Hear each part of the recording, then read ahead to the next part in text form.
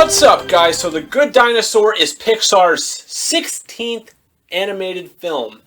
16th. That's crazy to think that Pixar now has 16 animated films, and this is the second one that came out this year. The first one being Inside Out, which I think should be nominated for Best Picture, and it is one of, or if not my favorite film of the year. I love Inside Out. So going into The Good Dinosaur, I knew it wasn't directed by like a Pete Docter or a Brad Bird or Andrew Stanton. You know, it's directed by Peter Sohn, who also played the voice of Squishy in Monsters University. And he also played the voice of Remy's brother, Emile, in Ratatouille.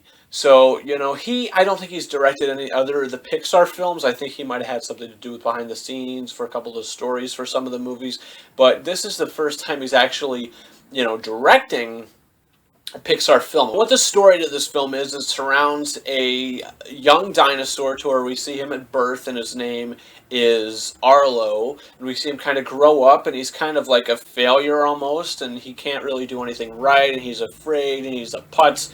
You know, he kind of reminded me of Charlie Brown, to be honest with you. As the film continues, we see in the trailers he gets separated from his family, so this is his journey back to his family, where he runs into, or he meets a human named Spot, who has no lines, and he just makes a lot of sounds, and his name is Spot. And, you know, going into it, it's Pixar. Of course I'm going to be excited about it. And leaving the theater, I really had a lot of problems with The Good Dinosaur. It might sound like I'm ranting about a few things in this video, but I'm just going to be completely honest with you about how I felt about the movie. Just watching it, there wasn't just things that's, oh, it's Disney, I could let that go. There was just so many of those moments in this film where I can't anymore. You know, Pixar usually goes to the point where, you know, sometimes when they try to expand my disbelief, you know, it's fine. But in this film, it's supposed to be, you know, what if the meteor never hit Earth and, you know, the dinosaurs survived? Well, technically, if that was the case, then there wouldn't be any humans at all. Like, why is there a human boy? How did he evolve? What did they evolve from? I mean, don't get me wrong, the animation in this film is fantastic. Just the way it looks and the colors, it almost looks real. I'm sitting there in a few scenes, I'm going to my friend, that looks real. And you know what, it's kind of like Brave, how the animation was beautiful, but the film just didn't hold up to me. And it's like the same way here. You know, I mean, it's just like the story itself, we've seen it before. Okay, he's been separated from his home. He has to get back home. Like, I'm thinking this almost feels like The Hobbit, kind of. You know, how the dwarves have to get back to Erebor. You know what I'm saying? Like, I know I'm comparing The Hobbit to The Good Dinosaur, but it just had the same similarities, sort of like that, in the plot. This kid, Spot, you know, we're supposed to care about this character, but I didn't care about him. I personally didn't care about this kid because it's like you just, there's no reason to care about him. He doesn't speak. What, do we just care about him because he's cute? Really? Is that the only reason why we're supposed to care about him? Because I didn't.